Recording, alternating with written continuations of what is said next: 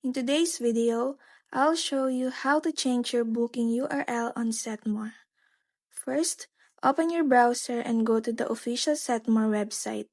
Then log into your account. Once you're on the home page, click Settings. Under the Manage section, select Booking Preferences. At the top, you'll see your current booking link. Click the pencil icon to edit it. In the Your Booking Page URL section, customize your link as needed, then click Save.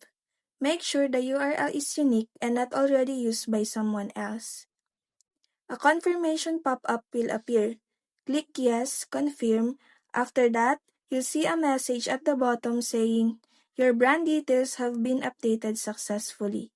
When you return to Booking Preferences, you'll see your updated booking link. And that's how you change your booking URL on Setmore.